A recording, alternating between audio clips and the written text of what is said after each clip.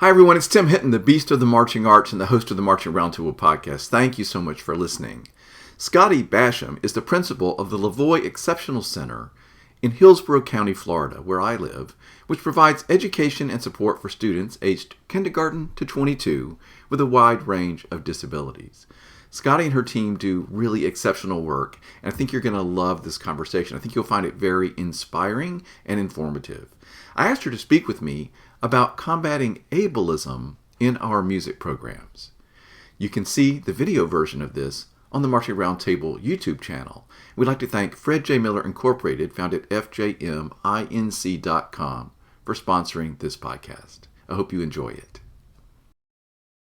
It became, when I stepped into the world of education, I don't know, however long ago,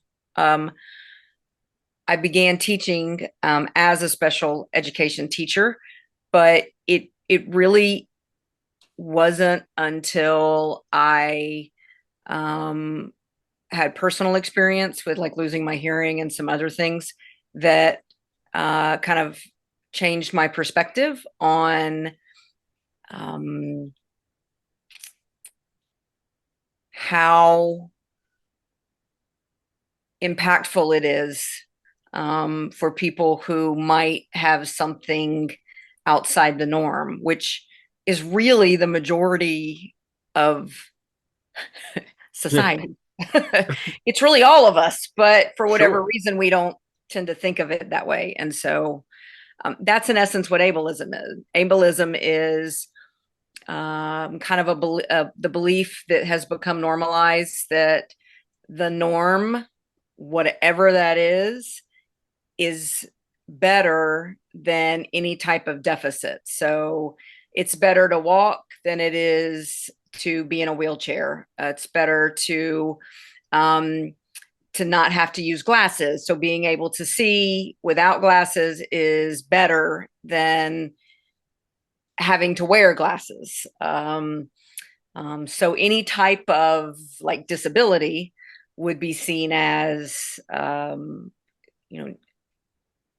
less than, not as good, not versus being seen as a strength. Or like, that's one thing that's so cool. Like with, like, I had not heard of an adaptive clarinet, someone being able Yeah. to do that. And I think that's extraordinary. Like that to me, like, why not? Like, I think of like, why didn't someone like, Right. you know, you But what's amazing to me is like she was an excellent clarinetist, but then the idea that you could have the patience and extra, like the extra skill involved to use two different parts of your hand to play, like to me, it's just the most astounding accomplishment. So certainly creating the instruments is an astounding accomplishment. Then for her to be able to relearn yeah. and even relearn with some challenges because of the stroke and the way she was having to relearn so much, right? She was relearning almost everything. So like it's so something to be so honored, but you're right, it's so easily discounted. So is why do you feel like this is the case? I mean, I know how our culture works, I know how our society works, but like why not honor people that are taking extra steps or overcome, like, we're past left-handed people now, right? Like we do people, are there people that think left-handed people are less than? I guess that's possible at this point still. So, one of that, I think that's what has confounded me with um, the research for my doctorate. And so I would have originally said to you, my personal belief is, well, of course, like, why, of course we do that. Like, right. Of course. And just being very transparent, like even from myself as an educator, and even as a teacher, working with students with different types of different learning ways that we needed to adapt their learning. Even that is my background. When I started really looking at the research historically, and then really looking at what is happening in education still, the truth is, based on the research, that we don't. And we can see that based on the decisions that are made over and over again in education. So example of that, like we have education and we have special education rather than just education, Right. right? Right. If we had education for all, whatever that meant, then we wouldn't need this dualistic approach to educating young people. Um, but that's not the way. That's not the way education came to be, right? When we look at like just only certain people have ever been allowed to be educated. Only certain people still have access to certain things. And of course, that's been exacerbated with like race, certainly sex, gender, disability, like you name it. And even more so now, I think, just in the broader context of society, we're even more polarized, I think. It's like my personal opinion, polarized now than, perhaps, I don't know, 15 years ago. And 15 years ago, we weren't in a good place either. Well, yeah, there's a lot of theories about why that is. Certainly social media and media in general, right. and unscrupulous leaders have used Yes. this all to their advantage, and then we've all sort of followed along. So, like, I'm sitting here, I have to be honest, when I'm sitting here thinking, okay, if I was in a class and we all went to shop class, like I am so bad with tools. I'm a terror with a hammer. And you don't want to get me near a saw, right? Right. So like I would need to be in the way that we categorize things, I would need to be in like special shop class because I would be one of those people, I do not have that aptitude. Now somebody else can't compose music and I can. So I've understood in my life, I have strengths, I have things I'm not good at. And thank Right. goodness I know people that are great at making things my Yeah. husband Yeah. is the one that fixes stuff around the house. I don't even try. Like I mean I'm doing other things. So, Right. are there people that are going to be like shunning me because I'm horrible with tools? Probably. I mean, there are people that would mock me for that, right? No. But isn't that the way the world works? We all have strengths and we all have things we're just not good at. Right. And I absolutely, I think we do. And I think that's a difference of looking at things through like a strengths based approach. Like, what are we good at? Let's find what we're good at and use that to then um, um, become better at different things, right? Like, I am not I have always struggled with math. It is not something it's like Greek to me. And I did the bare minimum to get through school. Um, but I think the difference when we start looking at things like what we would consider special education, these are things um, that are it is the law. It is federal law. And the reason it is federal law when we have a student's like with developing a student's educational plan, the reason it's federal law is because historically students were denied. They weren't, you're not even allowed to come to school. Just Wow. like with segregation, it's federal law. So the difference, I think, because of um, because we have this whole portion of society that was not allowed, that we have to then as a society we develop laws that now come in and say you have to do XYZ. And it's sad that we have to do that, because really if we just took a step back like you just said, and well, why wouldn't we want to celebrate things that people are good at? Why wouldn't we want to, I might have to go and learn math. Um, and I've got to do what I got to do, but I'm really good at this, creative thinking or language arts or whatever that is, writing or computers or I don't, whatever. But we don't And running a typically, school for whatever. special learners in such an, I mean, you're doing such amazingly creative things. You keep the Yeah. attitude and the whole tone of the buildings. My impression is incredibly positive and encouraging. And like, Scottie, that's a talent. That's a special gift. Oh, I totally believe that. But my view, and not even just my view of education, but my view of just people and human nature shifted when I became the principal at an exceptional center. Um, and it's not that I didn't value uh, individuality before.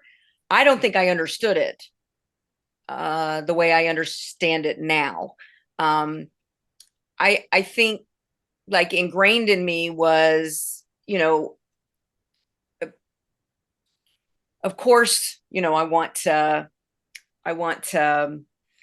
celebrate people. I mean, I want to be accepting of everyone. I don't.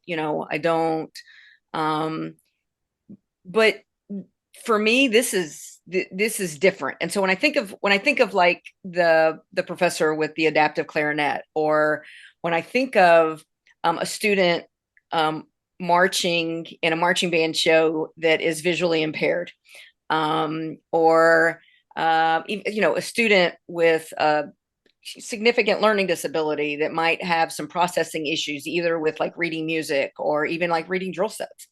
Um, when I think about those things, um, I think before I might have been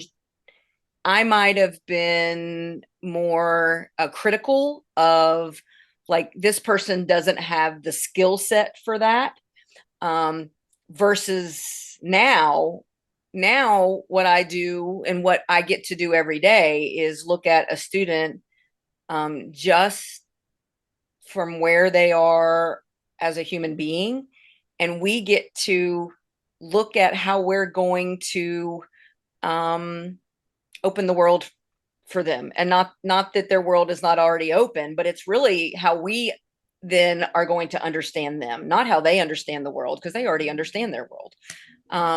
But how we can access things for them, or have us um, understand them better, versus where I think I would have categorized that before, that it was the student's responsibility to understand that.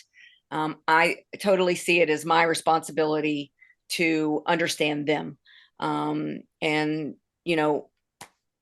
that I'm more of a learner than I am, an educator, right? Like, and not that I'm not an educator, but like, I just see my role as, I got to listen, look, listen, um, because sometimes it's the small things that allow us to kind of then find an entry point. Um, That's so interesting to me. and I didn't think that way before. And even though, like, Greg and I talk about this. Greg and I, when we were both in Virginia, we were both at EC Glass, and he was the band director, and I worked with the Guard. And there was a young lady, and I'm going to tell you, I think about this young lady all the time. She could stand still and spin like nobody's business. Um, and but the moment we tried to have her move to a drill set, the processing that it took, and that is very complex. Um, she couldn't remember one drill set after another, no matter what we did. Like and one day I had a bunch of folders with me, and I happened to take out a whole bunch of colors, and I was like, hey, let's try this. And we just ended up putting we created a rainbow all over the field, and she learned how to march her drill sets by going from color to color rather than number to number, or 4 steps or 8-step interval or whatever. It was color to color. And so Wow. and through the whole year, she would she would go, I would be on the front sidelines. And if she had trouble remembering, we'd be like, one of us, red, yellow, purple. And, it, that's a student I probably would have moved along. Right. Well, see, this is this is one of the things we're going to talk about on this upcoming webinar because it's, product-based music education versus social-based music education, and directors of all types are in such they're in such pressure for it to be perfect and everybody to look exactly the same, and so there comes a time when you're thinking like, okay, well, this person just can't be involved because they can't do XYZ, and that has to be the case. And I love that we're sort of like people are saying like, wait a minute, maybe there's because I think we've gotten to the point where, and especially in modern show design, was we can be really creative and we can take a lot of liberties. And I love that guard member she somehow her brain was like, I know where red is. I know, like that was you found a bridge to help that marcher. Which that to me is extraordinary. Yeah. For And I her do and think for you. it's, yeah, I can see the other side though, right? Like I can see that, as a band director or, certainly, was it color guard, winter guard, dance. I totally understand the precision. I get all that, and and I understand the need for that, but I think sometimes, we are our own worst enemies. And we think it has to be one way because that's the way it's always been before. And what always confounds me with that is I really think that, band directors, anybody that deals in music or choreography, or it's such a creative, some of the most creative people on the planet. And like, I kind of go, really? Like we we can't find a way, even if it's maybe not 100% of the time, or maybe it's not every, yeah, maybe they aren't, running jazz running across the field playing their, whatever. Maybe that is not something for them, But but that doesn't mean they can't be in the show. it doesn't mean they can't be a participant, because I, I think a lot of times as adults, we kind of step back and we look at, maybe the person that is, has a different ability, and we go, well, let's see if we can open the door for them. But not necessarily thinking about what it also does for everybody else around them. And so I think about, like, and I use myself a lot as an example. Like, I really am the adults on, that I get to work with every day. We're learners. We are in the kids world. Most of my students have, they're somewhere on the autism spectrum, not all of them, but, and so they interact with the world differently. I, I, I'm a visitor, 100% a visitor. I am along for the ride. And it's really magical. Like we get so excited over some of the silliest things, but my students have just taught me, there's a million different ways to look at any particular thing. And to me, that's a huge gift. I just think of that, and that, that's a gift for me. I mean, I hope I provide something for them, over the course of their lives, like, but, Well, I mean, I think just having an environment where you're kind and you're paying attention and you're trying to understand them and you know do good for them, that to me is a gift unto itself. So, can you give me an example? You just sort of said this in passing. Can you give an example of one of those things that you said was silly that you guys get excited about? oh, Can you think of any yeah, little no, nugget? yeah, I mean, you might have to stop me here. Because for someone else, it might not even be anything that you would like even like celebrate, you know?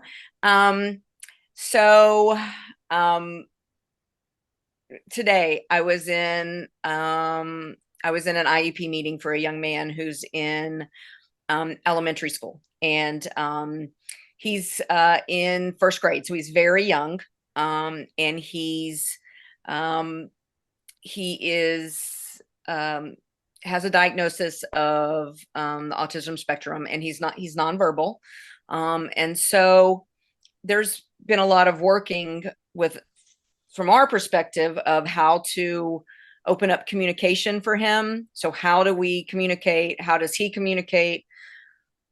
So when he first came to us, there was a lot of,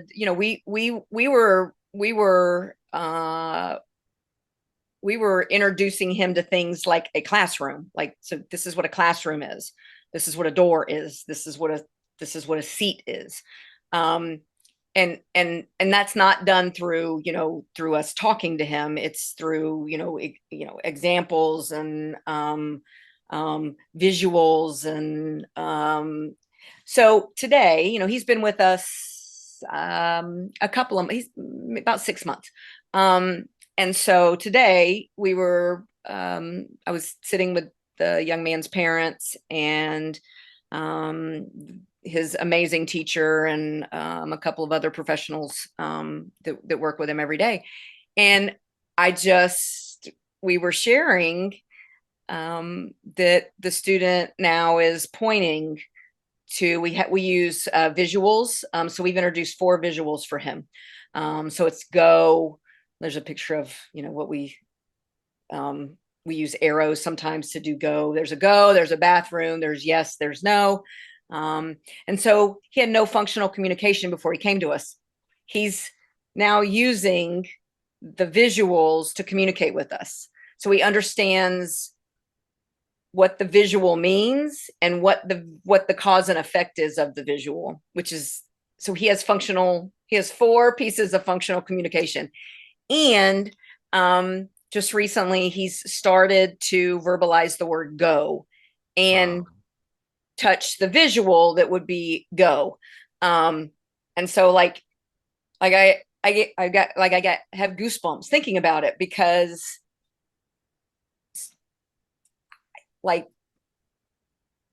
over the course of that young man's life and his family's life, being able to communicate just simply, I can't even imagine that.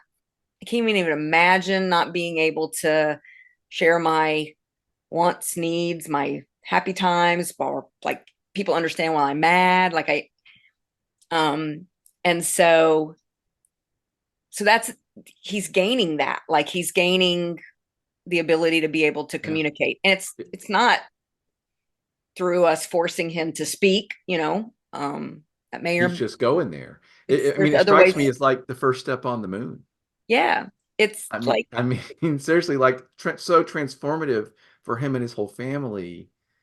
And you guys helped him do that. it's That's it's something to celebrate and be very proud of, no doubt. yeah, it's amazing. And then like I have a student who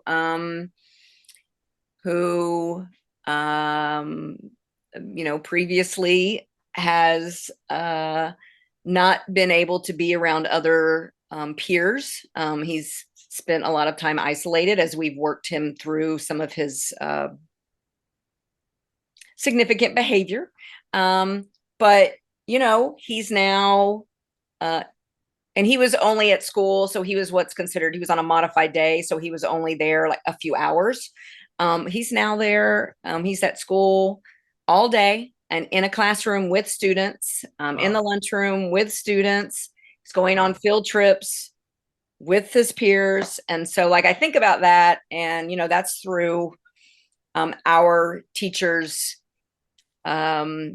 listening to him. And he's nonverbal as well, but picking up on his social cues and how he communicates. We've been able to figure out a way to kind of work together. That's a great example. So this may be a completely inappropriate comparison. But Go it does ahead. remind me of, as a band director, having that unbelievably awkward ninth grade boy who can't march, can't really control himself, Yeah. can't even get in time, like doesn't have that inherent march on the beat thing. And then at the end of the season, or maybe the end of the next season, he's one of our best marchers and he's figured it all out. And 2 years later he's band captain. Like there's a lot of those stories. So It, it's we all know not to give up on kids, and who knows how they develop and when it clicks. And we've all been in the classroom and suddenly you see the light bulb. yep. This is why we want to be teachers, right? So it's Yeah, it's on all different levels. Now you're working at a level that I can't even imagine. I think it it's so is. amazing. But the point is, this is applicable to all of our classrooms because we've all had those students that somehow it didn't really click until one day it did.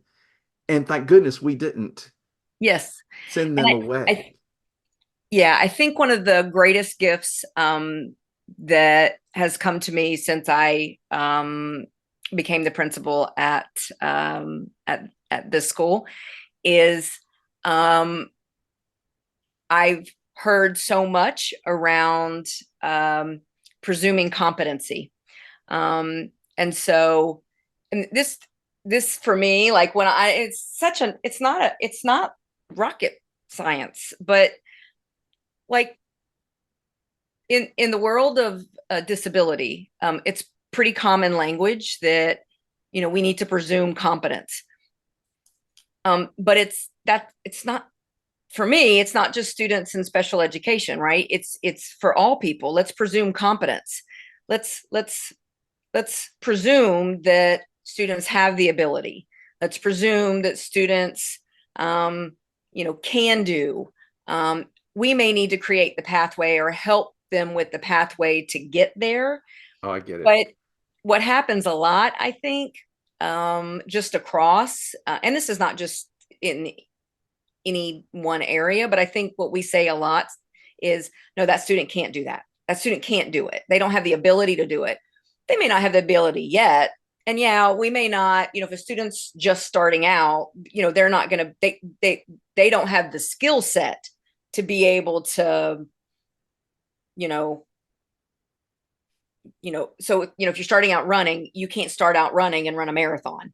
Right. Right. So, Right. but to say that this student, because they don't have the, the student can never run. Well, that's not actually true. We may need to find a different way for them to access running. We may need them to run with somebody. We may need someone to pull them. But there are ways that that student can absolutely run. And sometimes it's about changing our definition of what run means. Hmm. And that and I think about all the time, like that's like this idea of what success means. And success doesn't have to mean one thing, right? Success can mean gold medal, it can mean state championship, and that's wonderful. But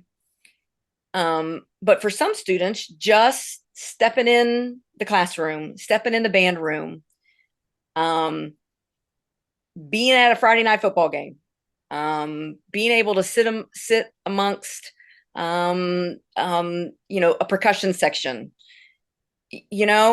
being welcomed in as a peer once a week, it is a way for them to engage. And I think that all stems back to this idea of presuming competence. Yeah, of course they can. We got to figure out for them to do it and to do them safely, but Yeah. let's figure it out. Let's find a way. Well, and I love this idea of what success is, because you're right. We have, like, maybe people think success is the concert is perfect and there's not a missed note and everything's in tune, and or is it, oh my gosh, 50 really excited students sitting together, making music, having a joyful experience, having a moment they'll remember the rest of their lives, learning a love of music they can carry with them throughout their whole lives. Is that not why I'm a music educator? You know what I mean? Is it about that superior rating, or is it about Yeah. kids who are so excited to show up for my period, my class, and my class period? Yeah. And I You know, like think it it's makes okay us for it. think.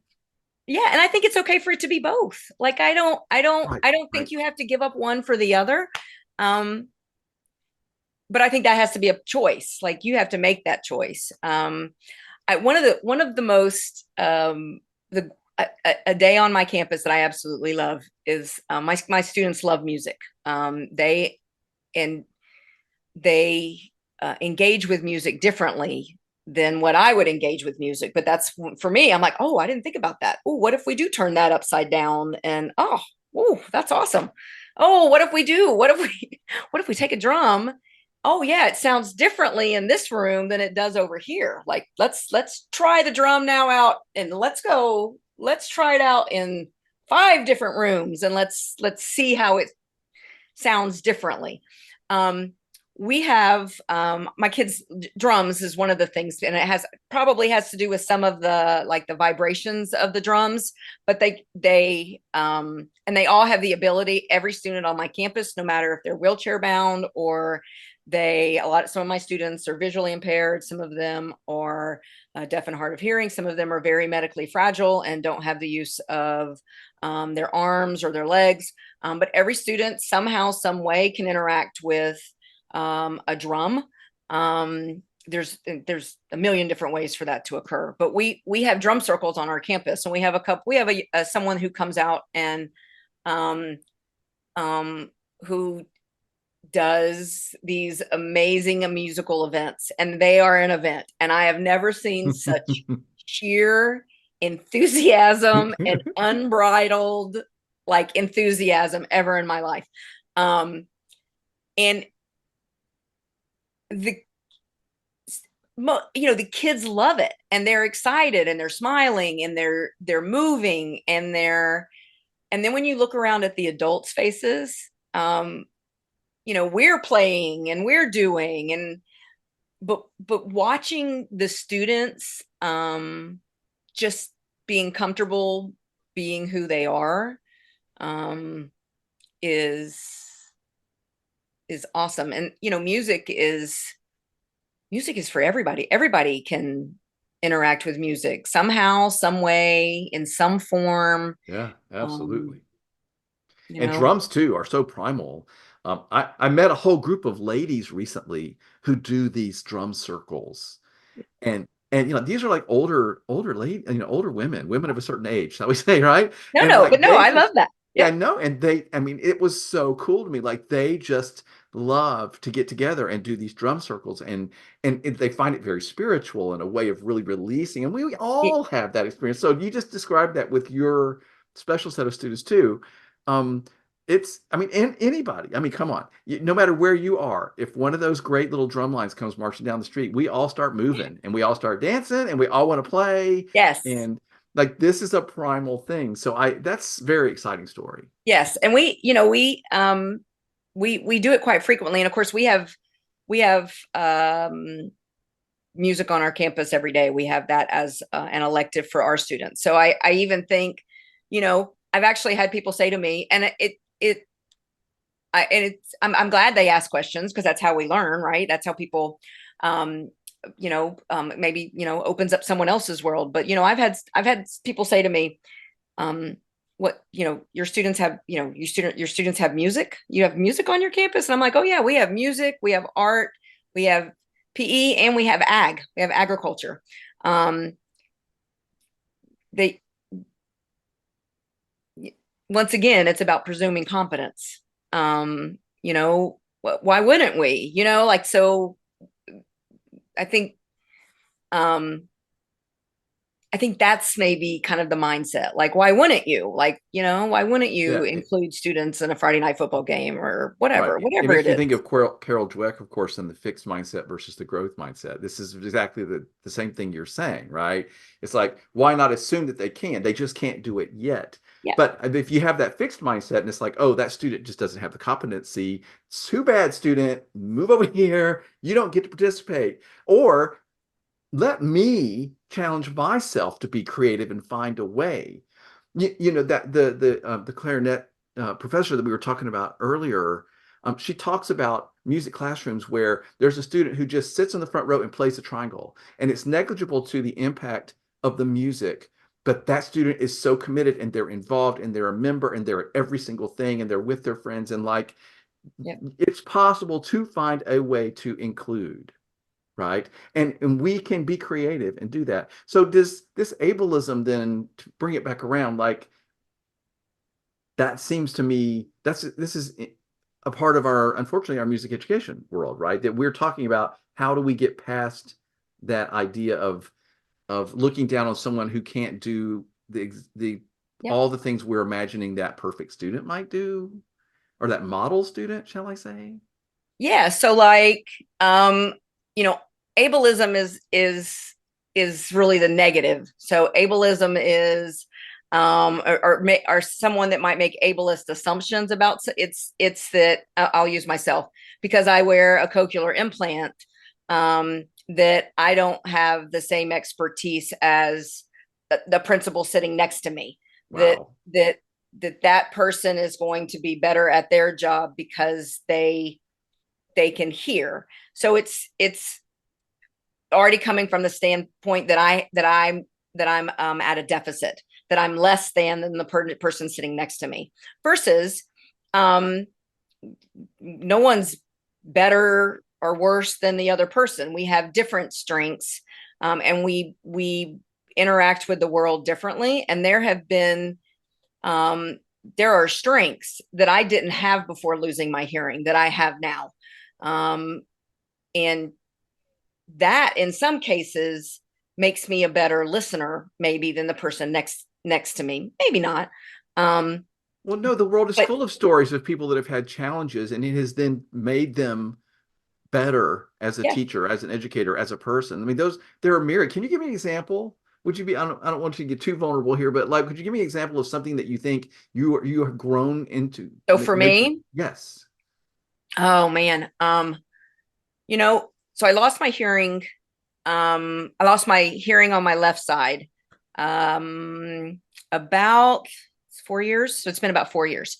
um and I'm losing the hearing on my right side. So I have about 40% on my right. And now that I have my cochlear implant, when I don't have my implant on, I have zero hearing in my left, because the nerve's been severed to put my implant.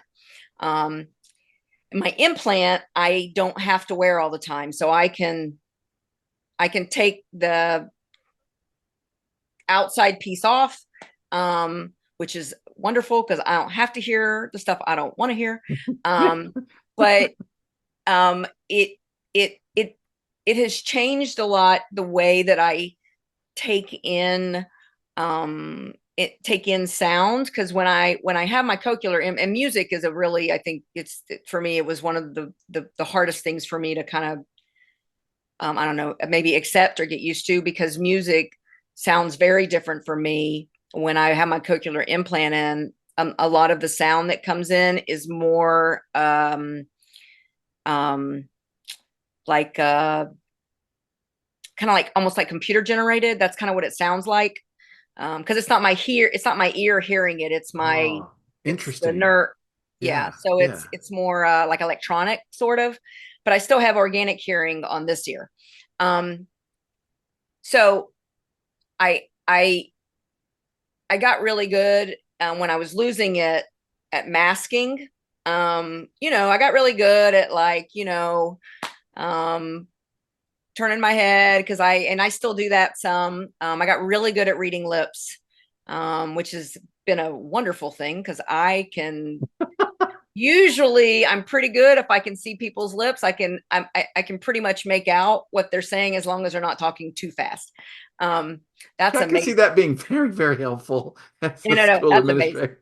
Um, but I think what it did, I mean, at first it was difficult because it felt like I lost.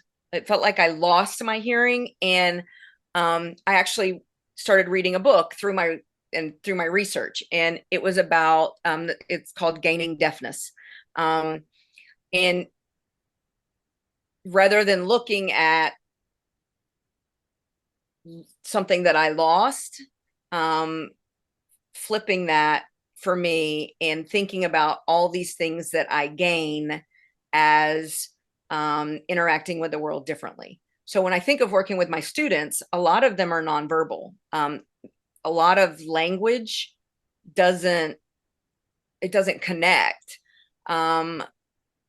So I have become much better at stepping back, looking, watching, and picking up on things that I just missed before. I didn't, we say all the time on my campus that all behavior is communication, which it is. No matter what we do, the way we Yeah. behave is communication. So, but I missed a lot of nonverbal or body language. Like I missed those other things because I was so, I only took in with my Yeah. hearing. Yeah. And now I have to rely on my other senses, but I've become I've just become, better at picking um, those things up, which I think makes me good at what I do. Um, No doubt. I I feel don't like know our that I would, society, I'm sorry.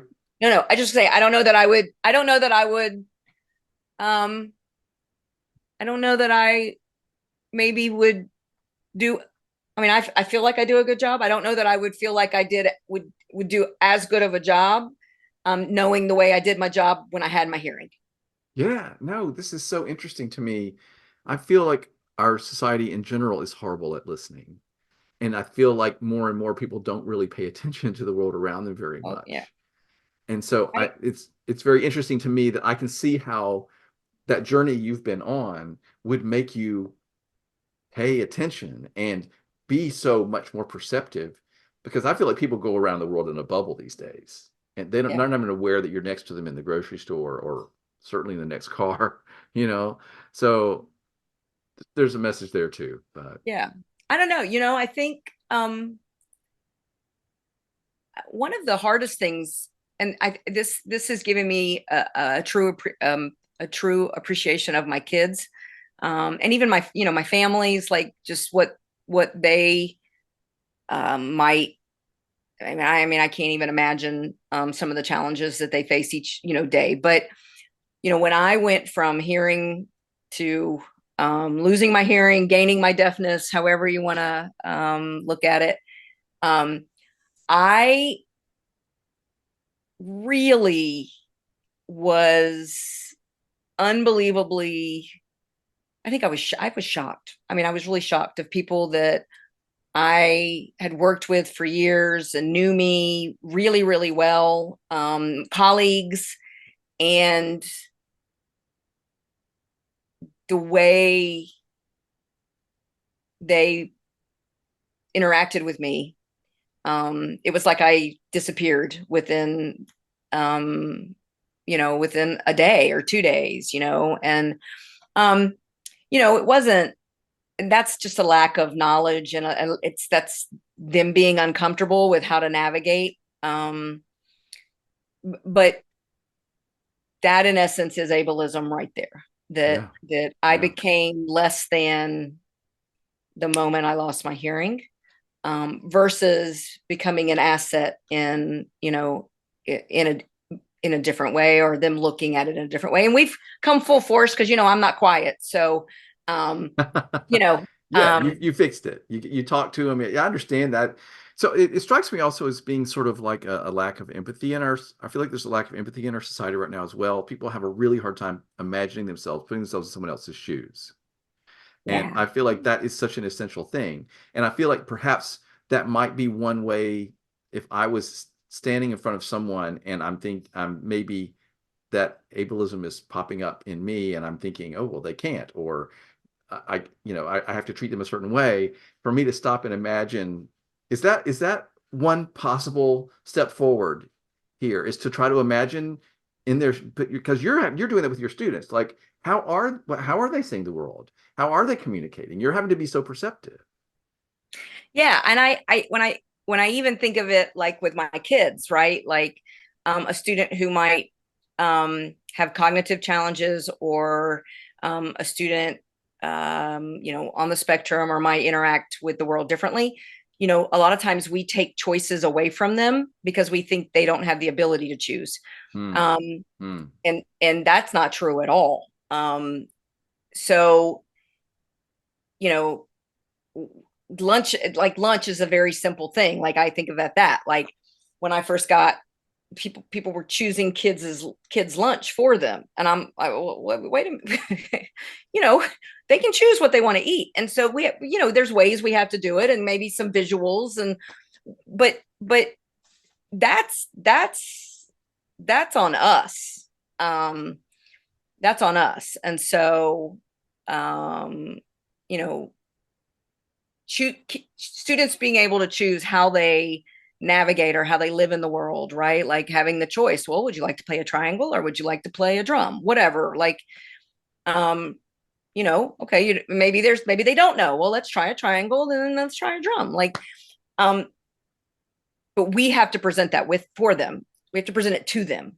If we don't give them a choice and we just make the decisions for them, we have, and this is true for any kid. Like, we narrow their world, right? We narrow their Yeah. ability to problem solve and critically think. It's just like girls play these instruments, boys play these instruments. We're Yeah, finally getting past that, But that was just, I mean, one example. So yeah, if I'm a music teacher, I'm a music director, band director, whatever, and I'm trying to counter this. I'm trying to be aware of this. I'm trying to make my staff and my band family.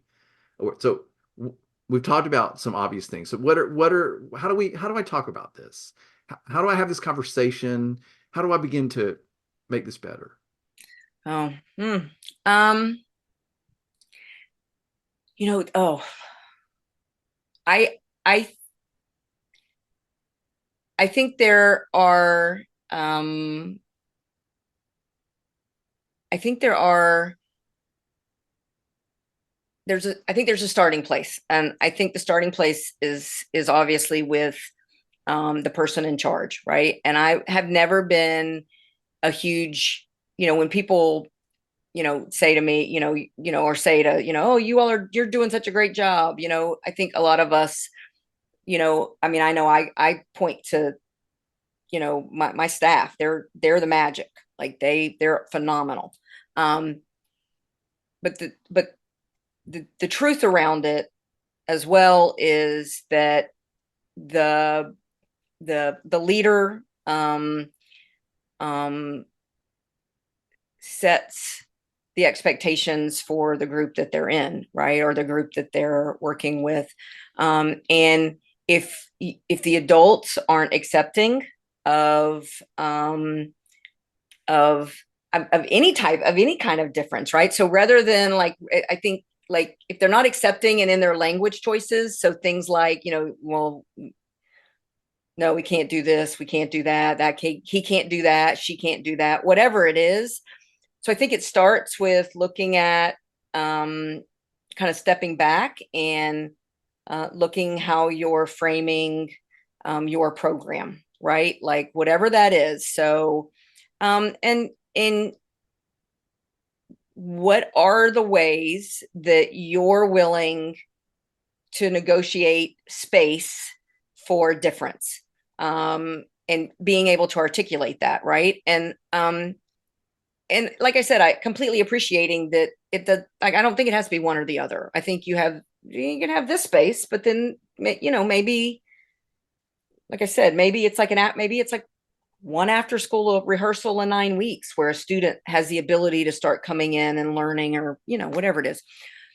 But I think if the adults aren't comfortable with whatever that is going to be, then it will not be successful, no matter what you try and do. Um, um, and then I I think you have to bring in all your stakeholders, and that's not just the adults, but there's so much. Um, there's a lot of polarization happening right now. And you know students aren't some students aren't as accepting, and there's a lot of we have a lot of political stuff happening, um, and a lot of times students replicate what might be saying even outside of the school. Maybe they're bringing things in from, and not that those beliefs are good, bad, or indifferent. That's not necessarily for me. I have my personal feelings, but I don't get to espouse my personal feelings while I'm standing in front of a group of kids. But what I can do is model the expectations that everybody matters. I can set my program or at least with the idea of that every student, everybody, not just student, everybody can learn. We learn at different rates. We learn with needing different ways. But if you don't believe that at its core, then it you this won't work. It won't work. And whether you believe it will or you won't, because You're you'll going to be either right. find creative ways or you won't. Yeah. How easy would it be just, I mean, rather than, let's not talk about why they can't. Yeah. What can they do? Let's figure out what they can, right? They can There do. is a way. There's a way. And, of course, I love this idea of accepting everyone as they are and letting everybody be included. I can't imagine like that's just something that we do. This is what music programs do. Everybody gets to be involved, however they are. We find a way, right? If you're in a choir and somebody has a voice that doesn't quite fit in somewhere, we find a way to make them fit in, to help them fit in, right? There's 1,000 examples of this, Yeah. Well, but but pointing out the difference and then being ableist about it, yeah, that's there's no we can't accept that. yeah. And I think that's where it kind of comes down to is being able to step back and say, we're not going to accept that. We're not, that is not reflective of the organization, of this organization. This is reflective of our organization. And, um, you know, um, I don't know how we can go wrong with that. I don't know. And I think, Well, no, I think you're right, and I think that we do follow the lead of the person at the top. We do. And if I'm a band director and I'm in charge of my staff and I'm in the one to overseeing everything, I can make that expectation. Everyone will be treated with dignity and included. Everybody will find a way for everybody to be involved and to be a part of what we're doing, right? Like that's in our DNA as educators and as music educators. yeah. And I am always, and this even makes me feel bad when I say, I'm always amazed at, like, when some days are rough at my school. There are some challenge, and that's true of education. I think we have great days and we have not so good days. And there are some really challenging days because I just have two students with really challenging behavior. Yeah, Um, yeah. but they're amazing, they're amazing, and they're phenomenal human beings. And they're not lucky to have me. I'm lucky to have them. And I can't imagine doing anything else. Like, I can't imagine. And I've been in gen ed, and I can't imagine walking back into gen ed. It's like, but we, like, right now, we find ways to partner with other schools. We're finding ways to partner with our high school that's really close to us, our middle school that's really close to us, because we have to presume competence, you know? Well, I love what you just said. And that's why you're so amazingly great at what you do. I'm so happy that you are where you are doing what you're doing. It just brings me so much joy. And I love that you just described that even when it's really challenging and difficult and you've had a hard day, the bottom line is you love it and you love your students. And this Oh is yeah. where we all are, right? This is what we all have to remember, especially on those days that are harder. And if you bump up against somebody who has bringing that ableist mindset, and you have to just be able to step back and very calmly and kindly say, no, wait a minute.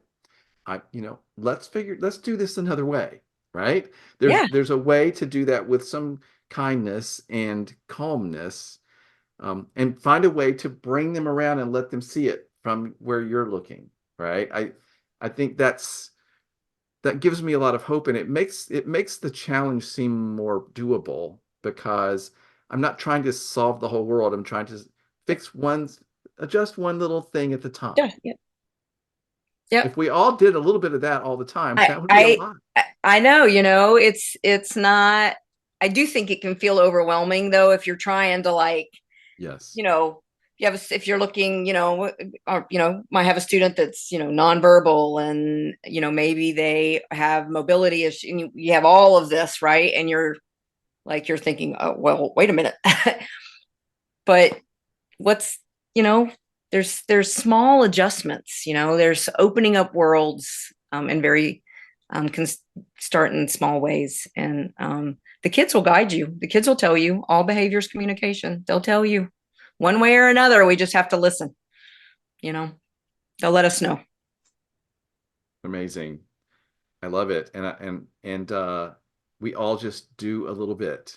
Just start and include everybody. And listen, as you said, I'm going to end with this one thought. You said this really clearly earlier on. Like, is there a more creative, resilient, smart, problem-solving group than all of us in your Yeah. music educators? Like, we have solved every problem, Yes. from how to get a kid to toss a certain flag to how to get Johnny to play that. Like, we are problem solvers, and we are Yes. creative, and I have fixed shows that were unfixable, and we have seen students be included in ways that we never would have imagined. So like, I'm like, let's let that be our challenge, everybody. Like, we are smart and creative, and we have superpowers. Come on. We're putting on shows. No, We're it's putting a whole true. bunch of kids on the field. I always tell the band director, if they get through the first ball game of the year and haven't called an ambulance, that's a win. Okay. I mean, you know what I mean? You just got to have No, I context. know we have kids like playing upside down, spinning around, rolling. I mean, Exactly.